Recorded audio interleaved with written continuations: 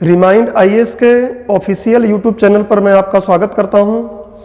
दोस्तों, प्री का जो एग्ज़ाम था आपका वो तो पोस्टपोन्ड हो गया है। खैर, इससे बहुत से लोग निराश भी हुए हैं कि हमने बहुत तैयारी किया और पेपर टल गया, अब क्या होगा आगे, क्या नहीं होगा। दोस्तों, ये आपको मान के चलना है कि पेपर तो होंगे ही, और पेपर होने के लिए जो बीच में आपको समय मिल गया है, इस समय का आप बेहतर उपयोग करिए। किस तरीके से आप चीज़ों को पढ़ें, कोरिलेट करें कि केवल प्री का ना तैयारी करें, तैयारी करते समय आप प्री मेंस दोनों की तैयारी कर लें। अगर आप केवल प्री की तैयारी करते हैं तो फिर मेंस में आपको दिक्कत होगी, केवल मेंस की तैयारी करते हैं तो प्री में दिक्कत होगी। इसलिए समय मिल गया है, इस समय का प्रयोग आप मेंस को तैयार करने में करिए, क्योंकि प्री की तैयारी तो आप अब तक कर ही लिए हैं। दोस्तों, मैंने आपको सिलेबस के बारे में समझाने के लिए बोला था कि मैं आपको सिलेबस हर एक पेपर जो मेंस का है और प्री का जो फर्स्ट पेपर में जितने यूनिट हैं उन दोनों का किस तरीके से कोरिलेशन करें, किस तरीके से समझें कि क्या हमारे प्री में आएगा और क्या मेंस में आएगा, और क्या हम ऐसा कर सकते हैं कि प्री के लिए अलग से वही टॉपिक पढ़ें, मेंस के लिए वही टॉपिक 2-4 महीने बाद अलग से पढ़ें। क्या ये सही और तार्किक अवधारणा है या नहीं है। तो चलिए हम देखते हैं। आज हमारे चर्चा का मुद्दा ये है कि जो पेपर फर्स्ट है GS 1 प्रीलिम्स का, उसमें यूनिट दिए हुए हैं, और फिर जब हम जाएंगे मेंस के लिए तो मेंस में पेपर 1 में यूनिट दिया हुआ है, खंड अ में, खंड ब में, ऐसे ही 2 है, ऐसे ही 3 है, 4 है, 5 है। तो कैसे हम चीज़ों को समझें, कैसे प्री का पढ़ते समय वही चीज़ हम मेंस के लिए तैयार कर लें कि बाद में समस्या ना जाए। याद होगा मैंने आपको बताया था कि हिंदी, निबंध और एथिक्स, ये 3 पेपर ऐसे हैं जिनको आप केवल मेंस के हिसाब से पढ़ सकते हैं, क्योंकि प्री में इनका बहुत ज़्यादा रोल नहीं है, यह कहें कि है ही नहीं। तो इन तीनों के अलावा जो भी सब्जेक्ट्स हैं उन सब्जेक्ट को आप कैसे पढ़ें, तो प्री में और मेंस का दोनों जो ओवरलैपिंग हो रही है उसको साथ साथ पढ़ें, जिससे कंसेप्ट भी आपका बेहतर हो और जो फैक्चुअल बातें एग्जाम में आती हैं वो फैक्चुअल बातें भी आसानी से याद रह जाएं और लंबे समय तक याद रह जाएं। दोस्तों, आज हम पेपर 1 जो GS 1 की मैं बात कर रहा हूँ प्रीलिम्स का, और मेंस का पेपर 1 जो है, एक्चुअली ऊपर इतिहास जो है ना, मध्य प्रदेश का इतिहास दिया हुआ है, भारत का इतिहास दिया हुआ है प्रीलिम्स के पेपर 1 के यूनिट इकाई 1 में और इकाई 2 में, और उन इतिहास का प्रयोग जो हम वहाँ पढ़ रहे हैं उसको मेंस में कहाँ ले जाके जोड़ें। तो आप मेंस का सिलेबस का जो पेपर 1 है उसके खंड अ में कुछ इकाइयाँ दी हुई हैं, उनको इससे जोड़ सकते हैं। बेहतर ये होगा कि आप हार्ड कॉपी में या सॉफ्ट कॉपी में अगर आपके पास सिलेबस पड़ा हो तो आप सिलेबस को ओपन कर लें, खोल लें। बाकी मैंने सिलेबस को यहाँ पे लिखा है, सिलेबस को बोर्ड पे मैंने लिखा है, जिससे आपको सही तरीके से मैं समझाता चलूँ। तो अगर आप सिलेबस है आपके पास तो उसको ओपन कर लीजिए, सिलेबस ना हो तो आप सिलेबस को ऑनलाइन फ्री में ही डाउनलोड कर सकते हैं, और हो सके तो आप डाउनलोड करके उसको रखिए, और नहीं रखेंगे तब भी मैं जो समझा रहा हूँ समझ में तो आपको आएगा ही। चलिए देखते हैं। दोस्तों देखिए यहाँ पे मैंने लिखा है प्रीलिम्स GS 1 जो पहला पेपर होता है, पेपर 1 उसको मैंने बोला है। इसका यूनिट 1 अगर आप पढ़ते हैं प्रीलिम्स में तो उसका नाम क्या है, मध्य प्रदेश का इतिहास, संस्कृति एवं साहित्य। ये तो यूनिट 1 का टोटल नाम है, और उसके अंदर अगर आप जाएंगे तो बिंदु बना बना के दिया है। पहला बिंदु बता रहा है कि मध्य प्रदेश के इतिहास की प्रमुख घटनाएं, प्रमुख राजवंश। दूसरे में बोल रहा है स्वतंत्रता आंदोलन में मध्य प्रदेश का योगदान। तीसरा बोल रहा है मध्य प्रदेश की प्रमुख कलाएं एवं स्थापत्य कला। फिर बोल रहा है मध्य प्रदेश की प्रमुख जनजातियां एवं बोलियां, उनकी बोलियां। मध्य प्रदेश के प्रमुख त्यौहार, लोक संगीत, लोक कलाएं एवं लोक साहित्य। फिर मध्य प्रदेश के प्रमुख साहित्यकार एवं उनकी कृतियां अर्थात रचनाएं। मध्य प्रदेश के प्रमुख धार्मिक स्थल एवं पर्यटन स्थल, और फिर बोल रहा है मध्य प्रदेश के प्रमुख जनजातीय व्यक्तित्व, अर्थात जनजातियों से कुछ ऐसे लोग हुए हैं जिनका व्यक्तित्व आज भी हमारे लिए अनुकरणीय है, बहुत अच्छे अच्छे काम किए वो, तो इनके बारे में कुछ व्यक्तित्व को हमें जानना है। अच्छा, प्रीलिम्स के पेपर 1 जो है, मतलब GS 1 जो है, उसका इकाई 2 अगर आप देखते हैं तो उसका नाम टाइटल दिया है भारत का इतिहास। देखिए यहाँ पर मध्य प्रदेश का इतिहास था और यहाँ भारत का इतिहास है। इसमें कुछ बिंदु दिया है, पहले मैं पढ़ लेना चाहता हूँ एक बार, जिससे कि आप भी इसको पढ़ने समझ लें, फिर हम लोग बात करते हैं कैसे को रिलेट करना है, कैसे पढ़ना है। देखिए बोल रहा है प्राचीन, मैंने यहाँ शॉर्ट लिखा है, प्राचीन एवं मध्यकालीन भारतीय इतिहास की प्रमुख विशेषताएं, घटनाएं एवं उनकी प्रशासनिक एवं सामाजिक तथा आर्थिक विशेषताएं। फिर दूसरे में बोल रहा है 19वीं एवं 20वीं शताब्दी में सामाजिक तथा धार्मिक सुधार आंदोलन। फिर बोल रहा है स्वतंत्रता संघर्ष एवं भारतीय राष्ट्रीय आंदोलन, और फिर स्वतंत्रता के पश्चात भारत का एकीकरण एवं पुनर्गठन। तो प्रीलिम्स में इतिहास अगर देखा जाए तो प्रीलिम्स के पेपर में आपको इतिहास यूनिट 1 में मिल रहा है और यूनिट 2 में मिल रहा है। इसके अलावा आप देखेंगे तो प्री में आपको, इसके अलावा अगर आप देखते हैं तो प्री में आपको इतिहास नहीं मिलेगा देखने के लिए। अब थोड़ा सा मेंस की बात कर लें तो आप मेंस के पेपर 1 में जाइए, मेंस के पेपर 1 में जाइए, उसमें खंड अ और खंड ब, मैं सिलेबस ले लेता हूं, आप भी सिलेबस चाहें तो आप देख सकते हैं, ज़्यादा बेहतर रहेगा आपको सिलेबस पढ़ेंगे। देखिए ये है मुख्य परीक्षा, राज्य सेवा मुख्य परीक्षा इतिहास, प्रथम प्रश्न पत्र जो है इतिहास। इसमें देखिए इकाई 1, इकाई 2, इकाई 3, इस तरीके से 4, 5, मतलब 5 इकाइयों में बांटा है खंड अ को, और फिर खंड ब को बांटेगा तो उसमें भूगोल होगा, और हम लोग खंड वाइज ही समझेंगे। आज हमारा जो चर्चा का विषय जो है पेपर 1 है या प्रीलिम्स का 2 यूनिट है, तो उसी से जुड़ी बातें करेंगे। अब देखिए इसमें क्या बोल रहा है, जो अगर हम मेंस में जाएं तो मेंस के जो पहला इकाई है उसमें भारतीय इतिहास बोल रहा है, और भारतीय इतिहास में क्या बोल रहा है, भारत का राजनीतिक, आर्थिक, सामाजिक एवं सांस्कृतिक इतिहास हड़प्पा सभ्यता से 10वीं शताब्दी तक। इकाई 2 में क्या बोल रहा है, 11वीं से 18वीं शताब्दी तक भारत का राजनीतिक, आर्थिक, सामाजिक एवं सांस्कृतिक इतिहास, मुगल शासक और उनका प्रशासन, मिश्रित संस्कृति का अभ्युदय, ब्रिटिश शासन का भारतीय अर्थव्यवस्था एवं समाज पर प्रभाव। ये यूनिट 1 और यूनिट 2 है। ऐसे ही यूनिट 3, 4, 5 इसको एक बार आराम से पढ़ लीजिएगा। मैं अभी आपको ये बताना चाह रहा हूँ कि प्री को पढ़ते समय कैसे आप पढ़ें कि प्री मेंस दोनों एक साथ तैयार हो, अर्थात प्री के फैक्ट भी तैयार हो जाएं और मेंस के कंसेप्ट भी तैयार हो जाएं, दोनों एक साथ पढ़ेंगे, लंबे समय तक याद रहेगा। देखिए हमारा प्रीलिम्स का जो पहला पॉइंट दिया है, मध्य प्रदेश के इतिहास की प्रमुख घटनाएं एवं प्रमुख राजवंश।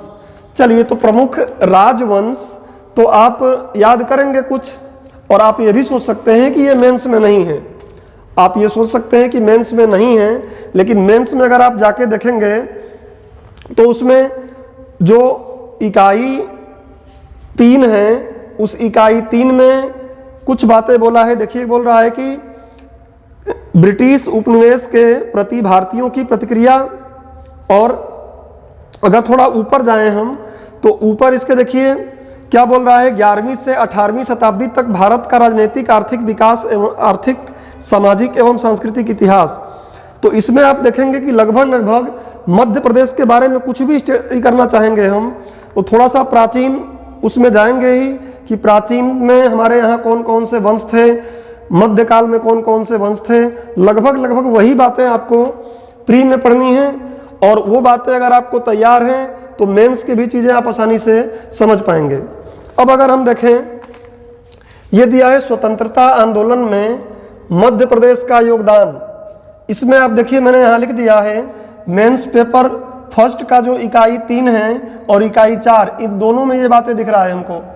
बोल रहा है कि प्रथम स्वतंत्रता आंदोलन संग्राम इकाई 3 में बोल रहा है, और इकाई 4 में बोल रहा है मध्य प्रदेश में स्वतंत्रता आंदोलन। अब देखिए सेम बात है, स्वतंत्रता आंदोलन में मध्य प्रदेश का योगदान।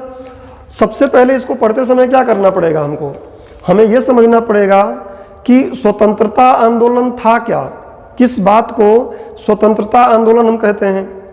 और स्वतंत्रता आंदोलन को जब हम समझ लेंगे तो पहले हमको इसको भारत के कॉन्टेक्स्ट में ही समझना पड़ेगा कि स्वतंत्रता आंदोलन क्यों हुआ, क्या कारण था, किसके विरुद्ध हुआ। और जब हम ये बात पढ़ लेंगे तो फिर उसके साथ साथ अगर उसी समय हम मध्य प्रदेश का योगदान भी उसमें पढ़ लें तो आपको दोनों बातें एक साथ कोरिलेट होकर क्या हो जाएंगी, क्लियर हो जाएंगी। क्योंकि आपने स्वतंत्रता आंदोलन समझ लिया, भारत के कॉन्टेक्स्ट में भी बात को समझ लिया, और उस साथ ही साथ हमने क्या किया, मध्य प्रदेश का उसमें योगदान देख लिया। अब अगर ऐसा करें हम कि पहले प्री में मध्य प्रदेश का योगदान देखें किसमें, स्वतंत्रता आंदोलन में, तो आप सबसे पहले तो वहां स्वतंत्रता आंदोलन क्यों हुआ है समझ नहीं पाओगे।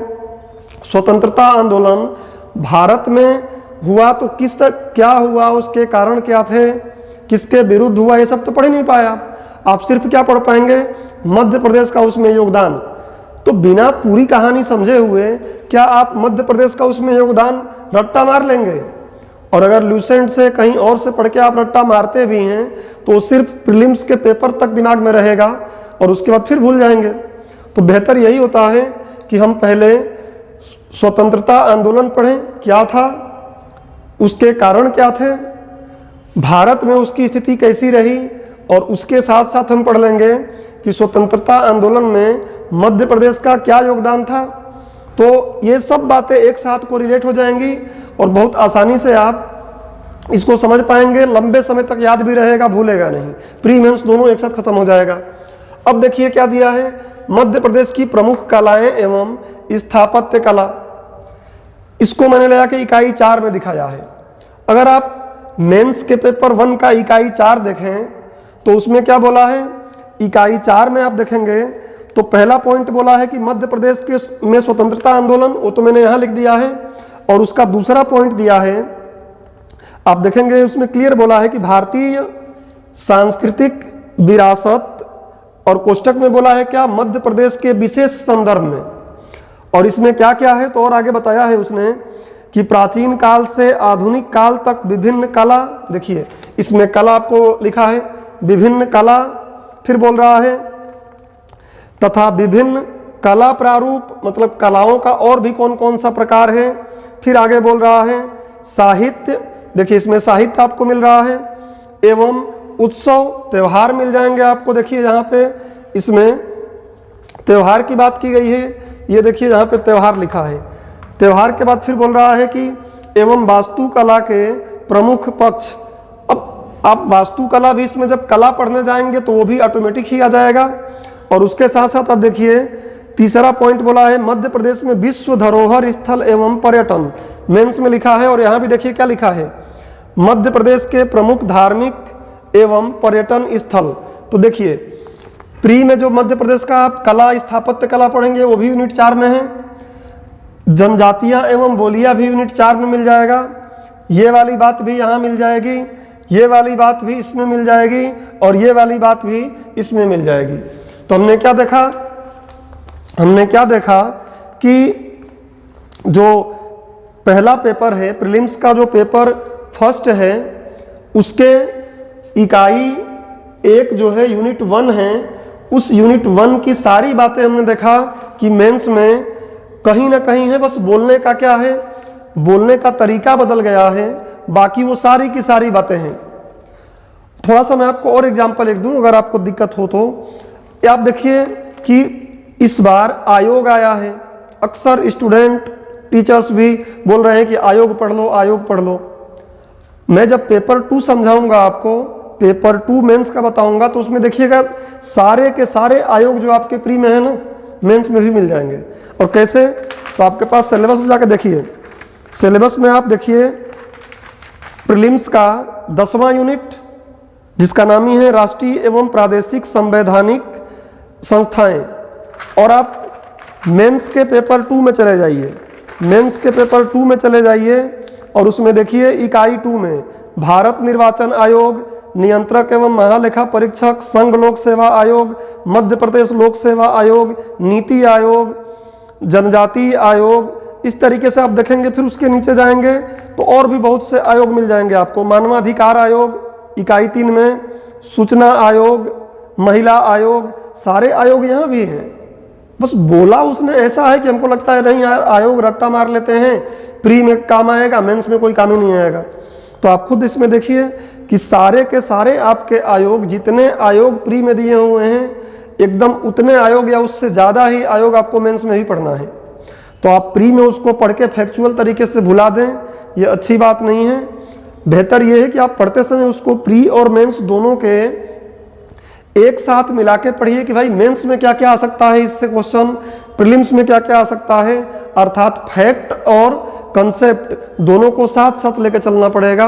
अदरवाइज प्री मेंस ऐसे पढ़ते रह जाएंगे, बातें बनेंगी नहीं। चलिए आगे, मैंने बताया आपको कि मध्य प्रदेश का इतिहास, संस्कृति एवं साहित्य जो प्रीलिम्स 1 में है, इसमें 1 2 3 4 5 6 7 8 बिंदु हैं। वो 8 बिंदु कहीं ना कहीं मेंस में मिल रहे हैं। जैसे ये दिया है मध्य प्रदेश के प्रमुख जनजातीय व्यक्तित्व, मतलब जनजातियों में कुछ ऐसे लोगों का हम पढ़ेंगे व्यक्तित्व जिन्होंने बहुत अच्छा काम किया है। उदाहरण के लिए ज़्यादा नहीं सोचना आपको, पीछे जाकर किसी का नाम बताएं उससे बेहतर है डॉक्टर अंबेडकर का ही देख लीजिए, वो भी तो जनजातीय थे। आप मल्हार और बोलते हैं कि काफ़ी पिछड़ी जाति से थे, और हमारे संविधान के निर्माता जैसा उनको हम मानते हैं कि निर्माता, जितने निर्माता थे उसमें सबसे महत्वपूर्ण इनका व्यक्तित्व था। तो ये वाली चीज़ आप देखिए क्या बोला है, इकाई 3 जाएंगे मेंस के पेपर 1 में, तो बोला है कृषक एवं आदिवासियों का विद्रोह। अब देखिए आदिवासियों का विद्रोह जब पढ़ेंगे ना हम, तो उसमें देख लेंगे कि कई विद्रोह हुए होंगे, और उस विद्रोह के बिंदु किससे जुड़ा होगा, जनजातियों से। तो जनजातियों के कुछ उस विद्रोह के नेता होंगे जनजातियों में से, और उन नेता को ही, जैसे आप देखते हैं कि ये आता है आपको यूपीएससी वगैरह का पेपर आप देखें तो उसमें आता है बिरसा मुंडा जी के बारे में। तो बिरसा मुंडा जी को, ठीक है झारखंड या बिहार के कॉन्टेक्स्ट में वहाँ पे है, वैसे ही हमारे यहाँ भी तो ऐसे बहुत से लोग मिलेंगे। तो उनको उस विद्रोह के जब नेता को पढ़ेंगे तो वो नेता कहीं ना कहीं क्या होगा, जनजातीय व्यक्तित्व से ही जुड़ जाएगा। दोस्तों अब प्रीलिम्स का इकाई 2 अगर हम देखें, प्रीलिम्स का इकाई 2 अगर हम देखें तो इकाई 2 में मैं आपको पहले से पढ़ के बता ही दिया हूं। तो जो पहला इसका पॉइंट है वो कहाँ मिलेगा, मेंस के पेपर 1 इकाई 1 में। मेंस के पेपर 1 इकाई 1 में अगर आप जाते हैं तो आपको प्रीलिम्स का यूनिट 2 का पहला बिंदु मिल जाएगा। कैसे, देखिए यहाँ क्या बोल रहा है, प्राचीन एवं मध्यकालीन भारतीय इतिहास की प्रमुख विशेषताएं, घटनाएं एवं उनकी प्रशासनिक, सामाजिक तथा आर्थिक विशेषताएं। और इसमें भी देखिए क्या बोल रहा है, भारत का राजनीतिक, आर्थिक, सामाजिक एवं सांस्कृतिक इतिहास हड़प्पा सभ्यता से 10वीं शताब्दी तक। तो हड़प्पा से 10वीं तक वहां पढ़ेंगे, और उसके बाद इकाई 2 में जाके देखिए बोल रहा है कि 11वीं से 18वीं तक। तो ऊपर हमने क्या किया, हड़प्पा से 10वीं शताब्दी, और नीचे हमको दे रहा है क्या, 11वीं से 18वीं शताब्दी में राजनीतिक, आर्थिक, सामाजिक एवं सांस्कृतिक इतिहास। और फिर अगर आप देखेंगे तो ब्रिटिश उपनिवेश के प्रति भारतीयों की प्रक्रिया जो दिया है उसमें अगर आप देखेंगे तो बोल रहा है कि, या उसी यूनिट में आप देखेंगे लास्ट वाला बिंदु, ब्रिटिश शासन का भारतीय अर्थव्यवस्था एवं समाज पर प्रभाव। तो ब्रिटिश शासन तो पढ़ेंगे ही हम, और ब्रिटिश शासन के कंटेक्स्ट में भारतीयों की क्या सामाजिक अवस्था रही, क्या आर्थिक अवस्था रही, क्या राजनीतिक अवस्था रही, क्या कोई अलग बात है। तो प्रीलिम्स में जो ये यहाँ पे बातें लिखा है पहला बिंदु, वो ठीक वही बिंदु थोड़ा शब्द बदल के आपको मेंस में लिखा है। इसलिए जब आप इस बिंदु को पढ़ना शुरू करें तो इस तरीके से पढ़ें कि प्री की बातें भी कवर हो जाएं और मेंस की भी बातें कवर हो जाएं, फिर आप दोनों एग्जाम के लिए, प्री और मेंस दोनों के लिए अपने आप को बेहतर स्थिति में पाएंगे। दूसरा बिंदु देखिए, 19वीं एवं 20वीं शताब्दी में सामाजिक तथा धार्मिक सुधार आंदोलन। आपको पता है कि इसमें ब्रिटिश काल इसमें शुरू हो गया। आप देखें कि 19वीं 20वीं शताब्दी तो ब्रिटिश के हम औपनिवेश बन गए थे। उस स्थिति में हमारे यहाँ क्या हुआ, सामाजिक धार्मिक सुधार आंदोलन कई चले, और जिसमें आप देखते हैं कि सती प्रथा को हटाया गया, और भी हमारे यहाँ कई जैसे राजा राम मोहन राय हैं, उन्होंने इंग्लिश पर ध्यान देने की बात कहा। इस तरीके से बाकी लोग आए और धीरे धीरे हमारे समाज को बदलने की कोशिश की। कई कुरीतियाँ थीं, उन कुरीतियों को हटाया गया, अच्छी बातें शामिल की गईं। विधवा विवाह नहीं होता था, उस विधवा विवाह के लिए अनुमति मिली, समाज से उसको हटाया गया, सती प्रथा को हटाया गया। तो इस टाइप के कुछ आंदोलन हुए, उन्हीं को हम क्या बोलते हैं, धार्मिक, सामाजिक तथा धार्मिक सुधार आंदोलन। और ये प्री में बोल रहा है। तो मेंस में जाकर देखेंगे इकाई 2 और 3 में है। मेंस के इकाई 2 और 3 में जाकर देखिए, पेपर 1 में इकाई 2 में 11वीं से 18वीं वो बात बोल ही रहा है। चलिए आप उसके नीचे जो तीसरा बिंदु दिया, ब्रिटिश शासन का भारतीय अर्थव्यवस्था एवं समाज पर प्रभाव, एग्जैक्टली वही बात है, सेम टू सेम वही बातें हैं। बात घुमा दिया है उसने, लिखने का तरीका बदल दिया है। और देखिए, स्वतंत्रता संघर्ष एवं भारतीय राष्ट्रीय आंदोलन। अब ये तो आप देखिए प्रीलिम्स में यहाँ भी था, प्रीलिम्स में यहाँ भी था, सॉरी मेंस में यहाँ था, मेंस में यहाँ भी है। उसके साथ साथ प्रीलिम्स में आप देख रहे हैं, तो प्रीलिम्स में भी यहाँ पे आपने देखा था अभी कि 1 मिनट, स्वतंत्रता संघर्ष एवं भारतीय राष्ट्रीय आंदोलन। देखिए साफ साफ लिखा है, स्वतंत्रता संघर्ष एवं भारतीय राष्ट्रीय आंदोलन, इकाई 3 में मेंस में बोला हुआ है। तो आप इसको पढ़ेंगे, स्वतंत्रता संघर्ष भारत का, उसके साथ साथ स्वतंत्रता संघर्ष भारत का, उसके साथ साथ आप मध्य प्रदेश का योगदान जब उसमें पढ़ेंगे तो ऑटोमेटिक ये वाली बात आ जाएगा, मतलब रिपीटेशन है। आप देखते हैं जैसे सिलेबस मेरे हाथ में है, आप सिलेबस देखेंगे तो कई ऐसी बातें हैं जो रिपीट हुई हैं। आयोग ने एक बात वही लिखा है, फिर थोड़ा नीचे जाके वही बात लिख दिया है, तो ये बातें आपकी वैसे ही कवर हो रही हैं।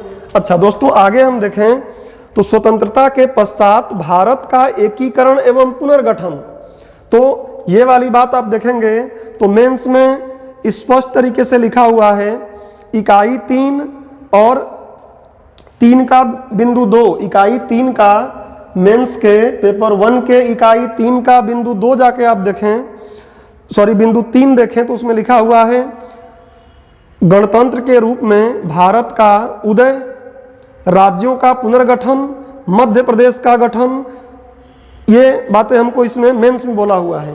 तो यहाँ भी तो वही बात है, स्वतंत्रता के पश्चात भारत का एकीकरण, सेम बात वही है।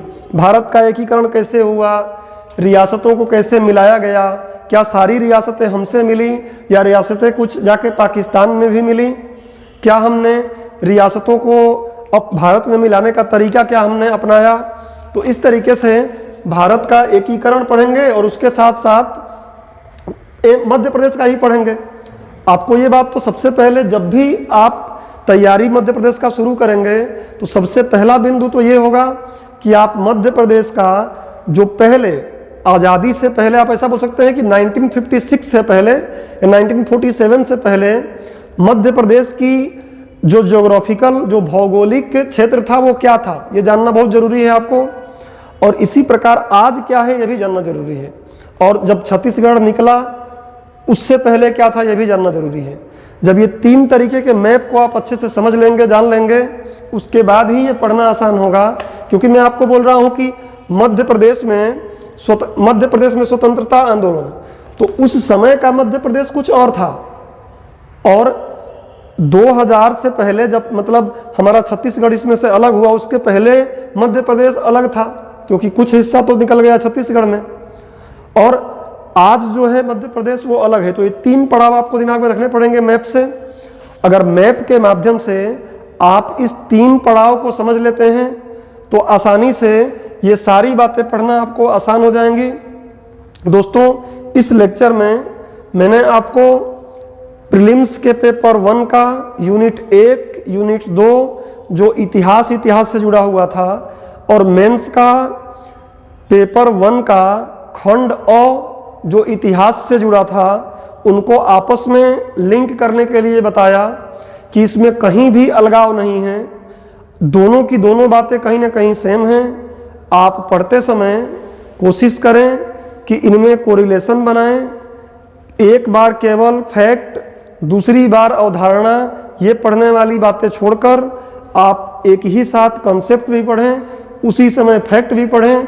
लंबे समय तक बातें आपको याद रहेंगी और फिर आपको उसी का रिवीजन करना रहेगा। दूसरे नोट्स, दूसरे किताब खरीदने की आपको आवश्यकता नहीं पड़ेगी। तो ठीक है दोस्तों, अभी मैं ऐसा आशा करता हूं कि आपको ये समझ में बातें आ रही होंगी।